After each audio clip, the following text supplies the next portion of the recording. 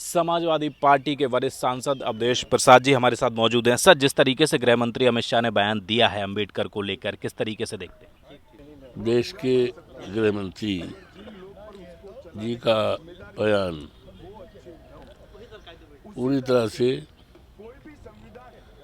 बाबा साहब भारत रत्न डॉक्टर भीमराव अंबेडकर के सम्मान के विरुद्ध है और आज इस तरह का बयान उन्होंने देकर देश के सामने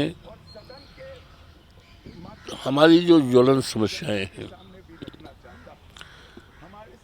ज्वलंत समस्याओं के निराकरण के लिए, संविधान के लिए, जब आज लोकतंत्र के विशालतम मंदिर लोकसभा सदन आहूत है, सदन चल रहा है और देश के सभी मेंबर ऑफ पार्लियामेंट जिसको जनता ने बड़ी उम्मीद के साथ चुनकर भेजा है, उम्मीद की जाती है देश की देवतुल्य जनता उम्मीद करती है कि हमारी समस्याओं पर, हमारे मसाइल पर वहाँ चर्चा होगी और चर्चा होकर के उसका समाधान होगा। लेकिन अफसोस है कि 25 नवंबर से और आज 19 दिसंबर है, ऐसी कोई चर्चा सदन में सरकार ने नहीं कराई, सदन को ठीक से नहीं चलाया, बाधा पहुंचाया और ऐसा इसलिए किया है कि अपनी कमियों को, अपनी विफलताओं को छिपाने के लिए। आज समस्या है, हमारी ज्वलंत समस्या है देश की महंगाई, हमारी ज्वलंत समस्या है हमारा किसान जो देश की आत्मा है। मोर देन 80% किसान हैं। हमारे नेता आदरणीय चौधरी साहब कहा करते थे, सुधीर चौधरी साहब जो देश के प्रधानमंत्री भी रहे हैं, किसानों के मसीहा कहे जाते थे। वो कहा करते थे देश की खुशहाली का रास्ता खेत और खलिहान है। जब तक हमारा किसान खुशहाल नहीं होगा तब तक देश खुशहाल नहीं हो सकता। अब हमारे लायक प्रधानमंत्री जी विश्व गुरु बनना चाहते हैं। विश्व गुरु कैसे बन पाओगे जब देश की 80% किसान परेशानी में है और आप विश्व गुरु बनने का वो दम भरते हैं। तो आज देख रहे हैं ये ठंड है और हजारों हजार किसान दिल्ली आना चाहते हैं, माननीय प्रधानमंत्री जी से मिलना चाहते हैं, अपनी समस्याएं बताना चाहते हैं, लेकिन नहीं आने दिया जा रहा। क्या दिल्ली भारतीय जनता पार्टी के नाम दाखिल खारिज हो गई है? क्या उसके नाम हो गया है? दिल्ली सबका है, दिल्ली सारे सम्मानित देशवासियों की दिल्ली है। तो ये है, तो आज ये समस्या है कि वो आ रहे हैं दिल्ली अपनी समस्या, अपनी परेशानी जो रिपोर्ट दाखिल हुई उसको, उसके लिए ये हम भी खेती करते हैं।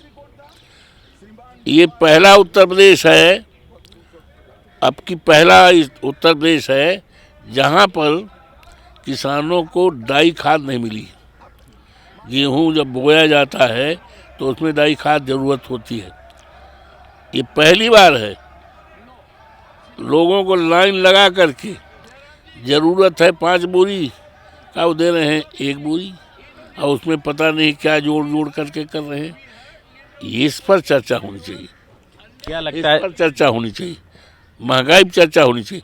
देश में करोड़ों करोड़ों नौजवान हैं, पढ़े लिखे, बड़ी बड़ी डिग्रियां लिए हैं, आत्महत्या करने पर विचार करते हैं, डिग्रियां जलाने को सोचते हैं। आज जब ये सदन आहूत से चल रहा है तो सरकार की तरफ से इस बात का अनाउंसमेंट होना चाहिए, इसकी चर्चा होनी चाहिए कि देश की हम बेरोजगारी खत्म करेंगे, नौजवानों को हम रोजगार देंगे। लेकिन इनके राज में तो पेपर लीक हो रहा है, इस पर चर्चा होनी चाहिए।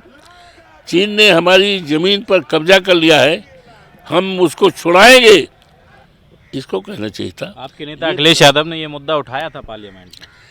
पूरी तरह से हमारे नेता माननीय अखिलेश जी ने जब संविधान पर चर्चा हो रही थी तो बहुत मजबूती के साथ और उन्होंने ब्यौरेवार हर चीज़ें कहा था। उन्होंने जो आज संभल में वहाँ पर 5 लोगों को हत्याएं हुई हैं, 2 दर्जन से लोग इंजर्ड हुए हैं, और संभल की जो एक पहचान है, देश को एक पैगाम जो मिलता है, आपसदारी भाईचारा का पैगाम वहाँ से मिलता है, तो वहाँ पर इस माहौल को बिगाड़ने का काम सरकार और सरकार के अधिकारियों द्वारा हुआ है, उस पर उन्होंने किया। मैं तो अभिनंदन करता हूँ, स्वागत करता हूँ देश की जो हमारी न्यायपालिका है, उच्चतम न्यायालय है, इतना फैसला बढ़िया किया है कि भारतीय जनता पार्टी का जो कदम देश को जलाने का, देश को सांप्रदायिकता के जहर में झोंकने का कदम बढ़ रहा था, माननीय उच्चतम न्यायालय के निर्णय ने उनके इस बढ़ते हुए कदम को रोकने का काम किया है और देश को बहुत बड़े संकट से बचाने का काम किया है। मैं अभिनंदन करता हूँ, स्वागत करता हूँ न्यायपालिका का, भरोसा करता हूँ। तो ये और हमारे नेता ने हर चीज़ों पर उन्होंने ये जो आरक्षण है, आरक्षण पर चर्चा किया, जातीय जनगणना पर चर्चा किया, महंगाई पर चर्चा किया, और इस देश में जो लॉ एंड ऑर्डर बिगड़ गया है ख़त्म, उस पर चर्चा किया, किसानों की दुर्दशा पर चर्चा की। ये सभी मुद्दों पर हमारे नेता माननीय अखिलेश यादव जी ने और हमारे और माननीय सदस्यों ने, हमने स्वयं आदरणीय सदन के सामने ये तमाम बातें हमने स्वयं रखा और इस बात को रखा है कि बाबा साहब भीमराव का जो संविधान है, जिस संविधान के तहत संविधान की जो प्रिम्बिल है, उसकी जो मंशा है, उसके तहत काम नहीं हुआ है, आरक्षण अधूरा है। इतना 75 साल का शानदार सफ़र हमारा संविधान का रहा है, आरक्षण पूरा नहीं हुआ। ये सारे मुद्दों पर विस्तृत से चर्चा हुई, लेकिन सरकार की तरफ से कोई जवाब नहीं हुआ। प्रधानमंत्री जी ने 2 घंटा जरूर संविधान पर बात की है, लेकिन कहीं पर कुछ कंस्ट्रक्टिव रचनात्मक सुझाव और जो वेलफेयर स्टेट की जो कल्पना होती है हमारे संविधान में है कि जो भी सरकारें होंगी, चाहे वो केंद्र की होंगी चाहे राज्य की, वो वेलफेयर स्टेट की जो कल्पना है उसके अनुसार काम करेगी। लेकिन ये सरकार तो व्यापार कर रही है, व्यापार करने के लिए हमारे संविधान में कहीं स्थान नहीं है। तो इन सारी बातों पर ये और जो चर्चा माननीय गृह मंत्री जी ने किया है, वो बाबा साहब का सम्मान के खिलाफ आचरण किया है। सर, एक देश एक चुनाव तो पास हो नहीं पाया। अरे भैया, हमारा जो हम जहाँ विधायक थे, अयोध्या जनपद की मिल्कीपुर, उसका तो चुनाव ये करा ही नहीं पाए। उत्तर प्रदेश में 10 उपचुनाव होने थे, जिसमें हमारा चुनाव था। हमारा का मतलब ये है जहाँ से हम विधायक थे।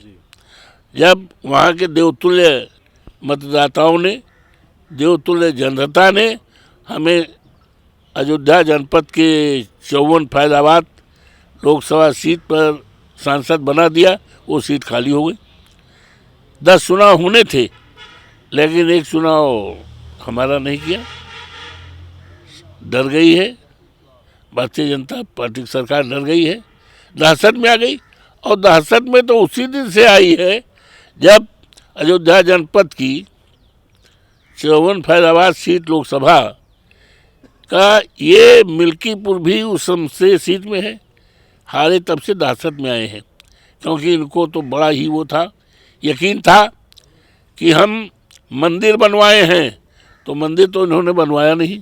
मंदिर तो माननीय उच्चतम न्यायालय के आदेश से बन रहा है, वो भी अभी अधूरा है, अभी 2 साल लगेगा। हम प्रभु श्री राम को लाए हैं, अंगुली पकड़ के लाए हैं। नोबडी कैन बिलीव, प्रभु श्री राम को कोई ला नहीं सकता है। बहुत सदियों पहले आए, बहुत पहले आए, राम किसी के लाने से नहीं आए हैं।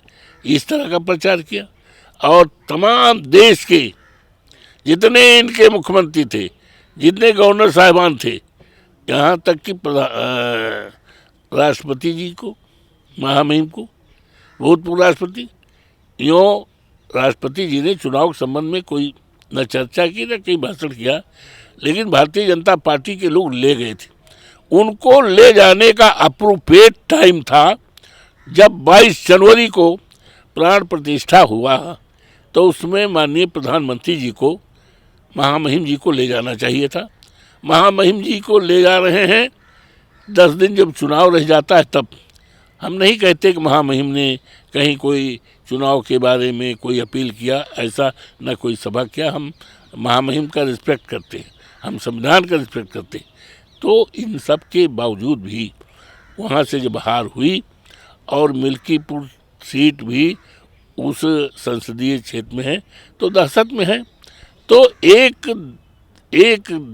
देश एक चुनाव, 1 नेशन 1 इलेक्शन, जब एक छोटा सा चुनाव नहीं करा पाए, तो ये 1 नेशन 1 केवल लोगों के माइंड को डाइवर्ट करने के लिए, चर्चा करने के लिए कि हमारी कमियों को हमने कुछ किया नहीं है, किसान परेशान है, नौजवान परेशान है, महंगाई बढ़ी है, हमने कुछ किया नहीं है।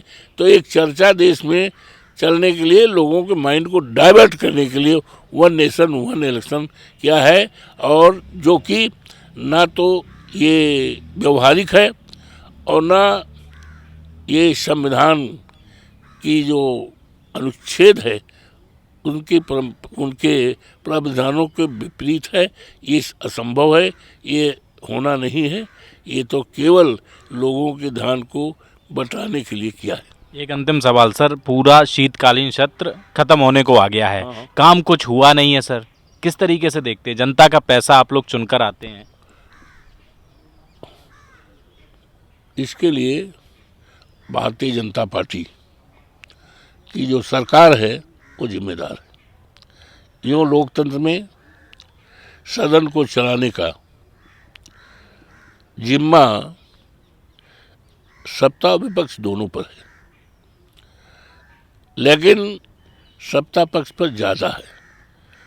हमने देखा कि सरकार की तरफ से कोई ऐसा कदम नहीं उठाया गया कि जिससे सदन चले। अबे मेंबर ऑफ पार्लियामेंट जो जनता के चुने हुए लोग आए हैं, वो अगर कोई जायज़ बात और देश हित में, राष्ट्र हित में कोई बात कहना चाहते कर लो। सदन इसीलिए है, तो आप उसको रोक रहे हो, मना कर रहे हो, तो उन्होंने सदन चलने नहीं दिया है।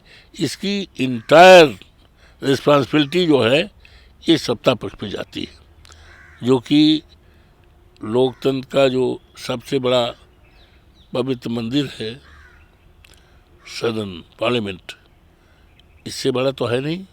जनता के दुख को, सुख को, परेशानियों को, उत्थान को, विकास की जहाँ चर्चा की जाए, तो इन्होंने 25 नवंबर से, और ये आज 19 तारीख है, इतना लंबा सदन चला, लेकिन जनता की मूलभूत जो समस्याएं हैं, महंगाई है, बेरोजगारी है, लॉ एंड ऑर्डर है और सांप्रदायिकता है, इन सारे मुद्दों पर चर्चा होनी चाहिए थी।